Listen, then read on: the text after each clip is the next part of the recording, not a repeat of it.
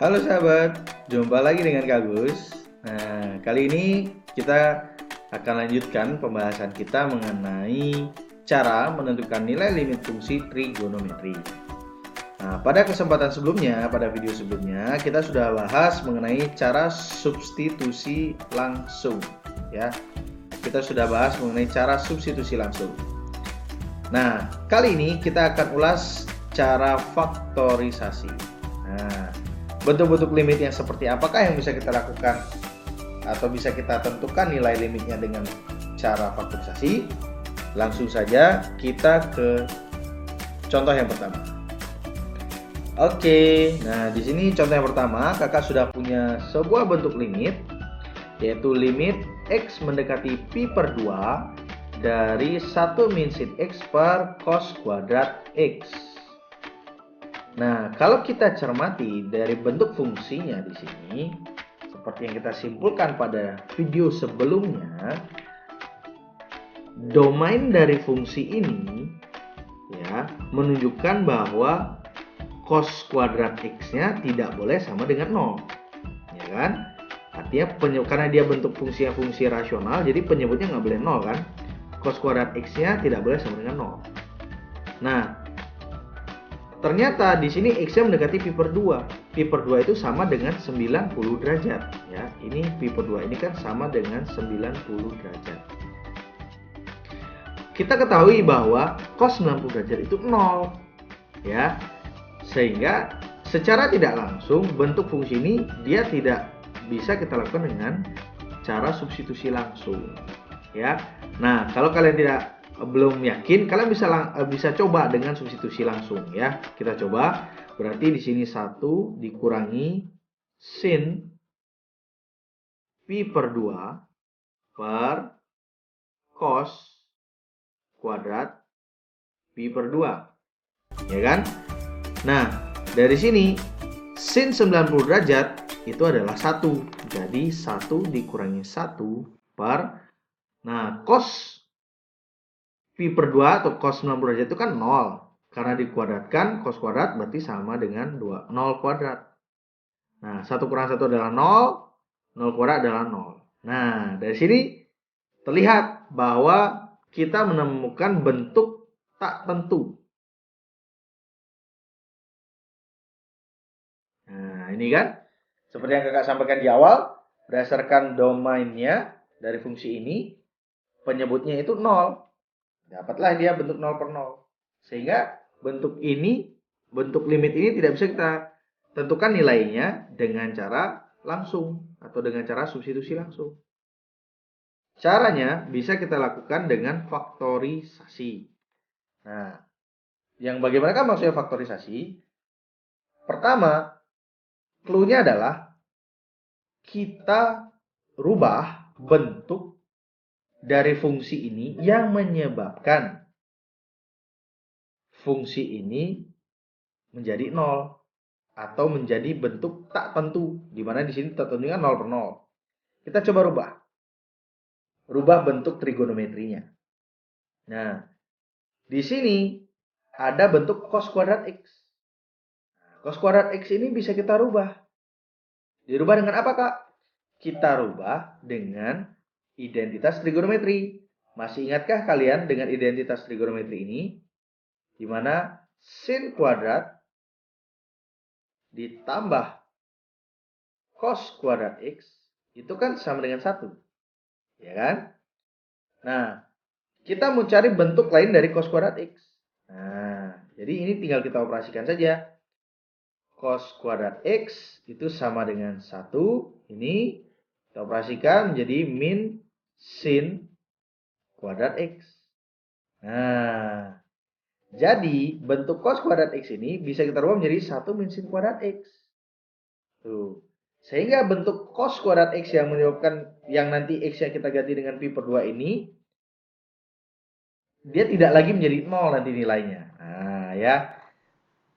Kita langsung aja sekarang kita rubah ini cos kuadrat x-nya.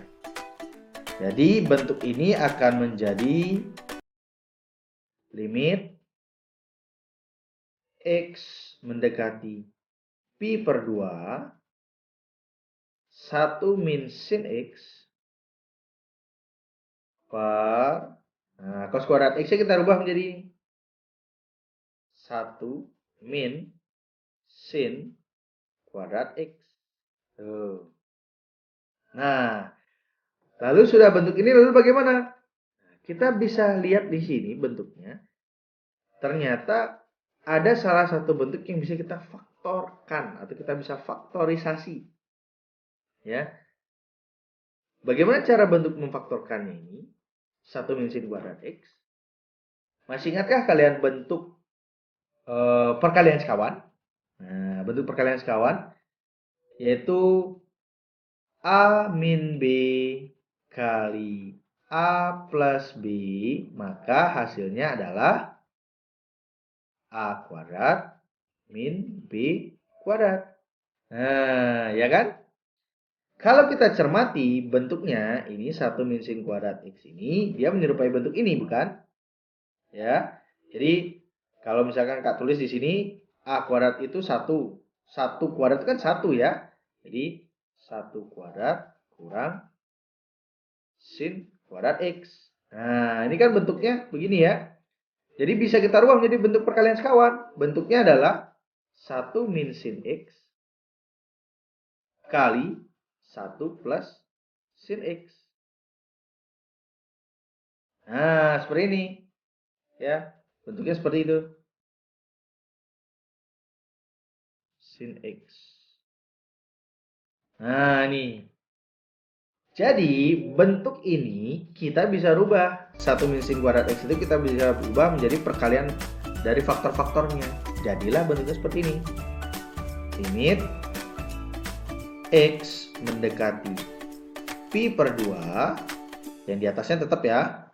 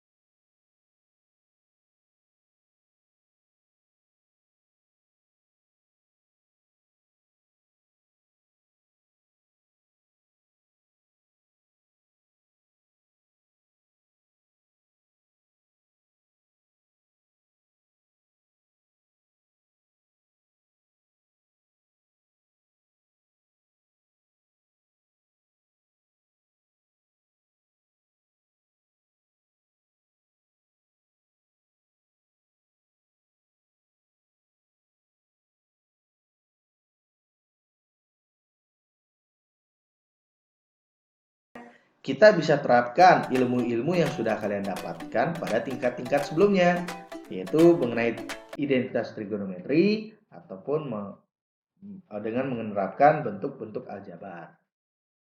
Nah, setelah kita menyederhanakan bentuknya dan kita memfaktorkan, faktorisasi. Nah, kenapa namanya faktorisasi ya di sini? Karena kita merubah ini mengubahnya menjadi faktor kan, perkalian faktor di sini. Ya, ini bisa kita katakan sebagai tahapan faktorisasi. Faktorisasi. Nah, ini ya.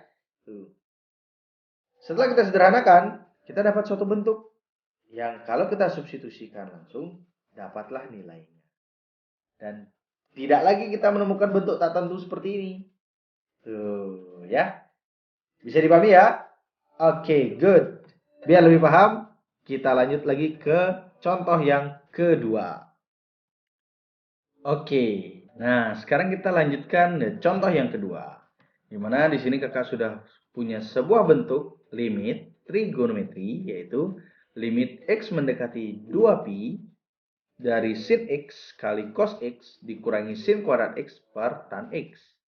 Nah, dari sini kita bisa cermati, kalau misalkan kita lakukan dengan cara substitusi langsung, nah, jelas di sini ini domainnya, ya, ini penyebutnya ini 0 nih. Nah, kenapa penyebutnya 0? Karena x-nya kan 2pi. 2pi itu 360 derajat, ya. Nah, bagi ya, sahabat yang agak bingung kalau misalkan ditulis radian, 2pi itu sama dengan 360 derajat. Nah, tan 360 derajat itu nilainya adalah 0. Ya, sehingga penyebutnya 0. Secara tidak langsung ini pasti akan menjadi bentuk tak tentu. Nah, kalau nggak percaya kita coba aja. Kita substitusi langsung nih. Nah, kalau substitusi langsung bentuknya menjadi sin 2pi kali cos 2pi kurangi sin kuadrat 2pi per tan 2pi. Nah, dari sini sin 2pi atau sin 360 derajat itu adalah 0.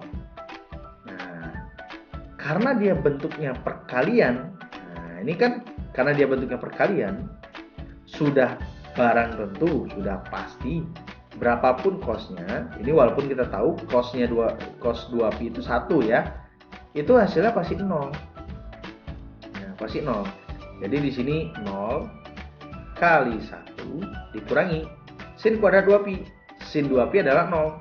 Dikuadratin jadi 0. Jadi 0 kuadrat 0. Maksudnya ya. Per.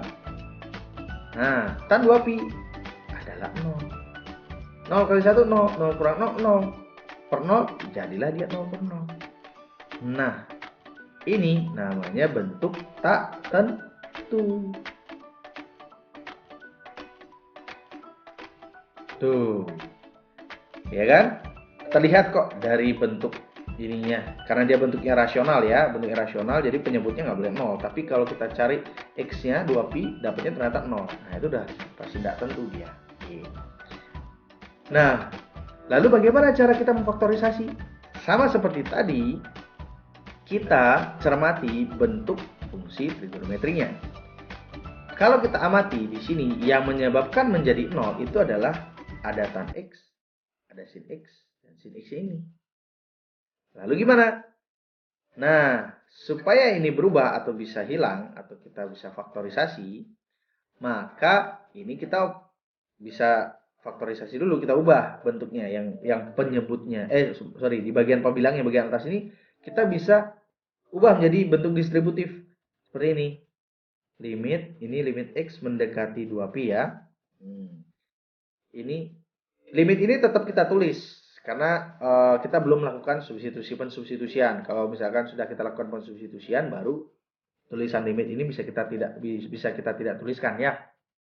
Jadi selama dia masih kita mengotak-atik di bagian fungsinya ini limitnya tetap kita tulis. Ya, jadi ini kakak pindahin kan operasi perkalian, ini ada kuadrat, berarti kakak ubah menjadi bentuk distributif seperti ini. Sin x yang dikeluarkan, ini cos x, kurangi sin x yang satu dari keluar, berarti di dalam masih ada 1. Sin x. Nah, per tan x. Tuh. Nah, ya. Bisa kalian pahami ini bentuknya? Jadi diubah menjadi bentuk distributif seperti ini, bentuk perkalian seperti ini. Atau kita ubah dia menjadi bentuk pemfaktorannya, ya. Ini seperti ini. Nah, lalu sampai di sini gimana? Sampai di sini kita tahu bahwa tan X itu sama dengan sin per cos.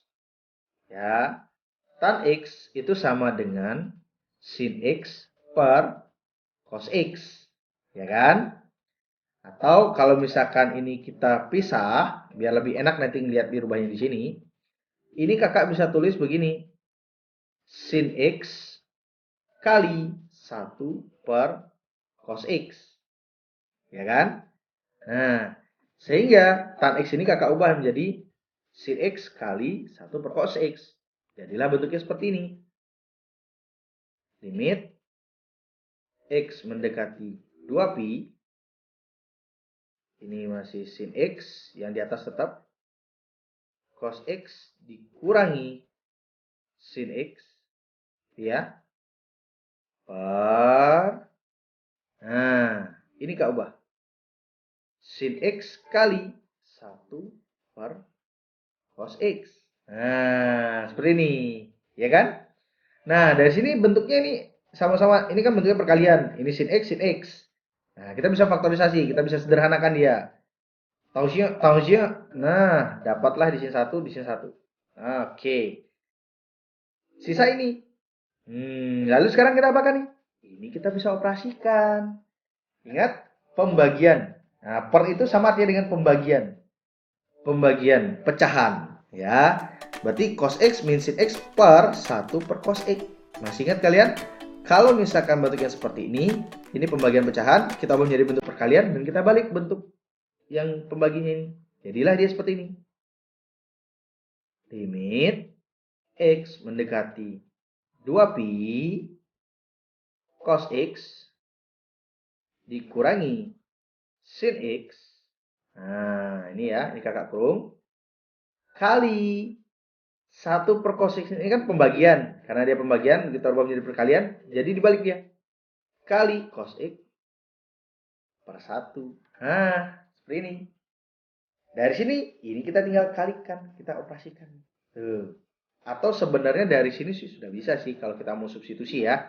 Tapi biar enak lihatnya, ini kita rubah aja dulu. Kita rubah aja dulu. Sebentar, kakak kasih pembatas di sini. Oke, kakak lanjut di sini. Nah, oke, kakak akan lanjutannya di sini ya. Nah, kita tulis limit X mendekati 2pi. Nah, ini kita kalikan dalam. Jadilah dia cos kuadrat X kurangi sin X. Tuh, ya. Nah, sekarang kita tinggal substitusi nih. Jadilah dia sama dengan cos kuadrat 2pi dikurangi sin 2pi. Nah, cos kuadrat 2pi, nah, cos 2pi atau cos 360 derajat itu kan 1. Karena dikuadratin, jadilah dia 1 kuadrat. Dikurangi sin 360 derajat atau sin 2pi itu adalah 0. Jadilah dia 0 di sini. 1 kuadrat adalah 1. 1 dikurang 0 adalah 1. Jadinya jawabannya adalah 1. Tuh. Gampang kan? Jadi, limit X mendekati 2pi dari sin X kali cos X dikurangi sin kuadrat X per tan X nilainya adalah 1. Tuh, bagaimana? Dari dua contoh itu bisa dong kalian membedakan di saat kapan kita melakukan cara dengan substitusi langsung ataupun dengan cara faktorisasi. Bisa dipahami ya? Good. Nah, berikut ini kakak akan mengajak kalian untuk mencermati contoh yang ketiga. Di mana contoh ketiga ini juga muncul pada video pembelajaran kita yang sebelumnya, yaitu di mana kita sudah mengecek bentuknya ini kalau menggunakan substitusi langsung hasilnya adalah 0 per 0. Nah, saat ini kita akan coba dengan cara faktorisasi, ya. Nah, seperti di contoh yang pertama tadi, kita ketemu bentuk 1 min cos kuadrat X.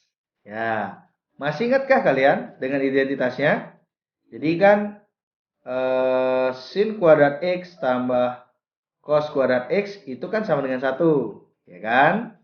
Berarti kalau bentuk 1 min cos kuadrat X itu sama dengan artinya dengan sin kuadrat X 1 min cos kuadrat X. Nah, ini ya. Jadi berdasarkan identitas sin kuadrat X tambah cos kuadrat X sama dengan 1 ini, kita bisa tunjukkan bahwa 1 min cos kuadrat X itu sama artinya dengan sin kuadrat X. Jadi, 1 min cos kuadrat X itu kita rubah menjadi sin kuadrat X. Jadilah dia seperti ini. Limit X mendekati 0 dari sin kuadrat X. Sin kuadrat X. Per X kali sin X. Nah, dari sini, ini kita bisa ubah bentuknya ya. Kita ubah perkalian dari faktornya sin kuadrat X. Jadilah dia seperti ini.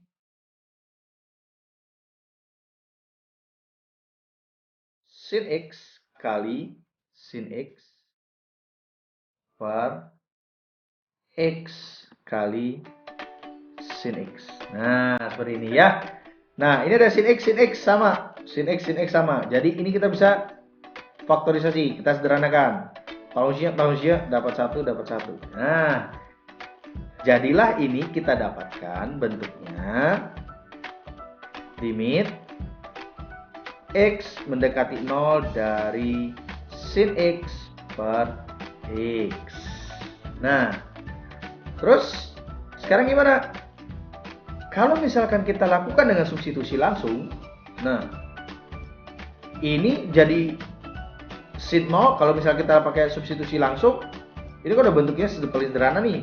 Kita nggak bisa otak-atik lagi. Ini kan jadinya sin 0 per 0. Sin 0 adalah 0. 0 per 0. Nah, loh. Jadi bentuk tak tentu. Terus gimana dong? Kan sudah pakai cara faktorisasi. Tapi masih bentuknya seperti ini. Nah, lupa ya. Oke, kakak ingatkan. Limit X mendekati 0 sin X per X ini adalah salah satu sifat dari limit fungsi trigonometri. Nah, ini dia. Salah satu sifat dari limit fungsi trigonometri yaitu limit X mendekati 0 dari X per sin X sama dengan 1. Begitu pula kalau bentuk limitnya limit X mendekati 0 sin X per X sama dengan 1. Jadi, langkah terakhir untuk menentukan nilai limit dari bentuk fungsi ini, nilai limit dari fungsi trigonometri ini adalah kita terapkan sifat limit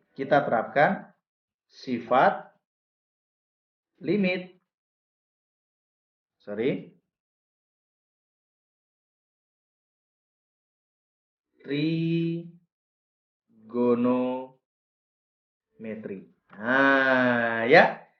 Jadi jawabannya ini adalah 1. Gampang kan? Ya. Nah, inilah yang akan kita bahas di video berikutnya. Kalian tadi dari contoh pertama dan kedua sudah menggunakan cara faktorisasi. Di contoh ketiga ini kita sudah lakukan cara faktorisasi. Ternyata ada ketemu bentuk sifat limit trigonometri. Nah, kita akan bahas cara yang ketiga di video berikutnya, yaitu dengan cara menggunakan sifat-sifat limit fungsi trigonometri. Oke? Itu dulu dari kakak. Sampai jumpa di video pembelajaran berikutnya. Kalau kalian masih belum paham, kalian bisa putar ulang lagi video ini ya. Dadah!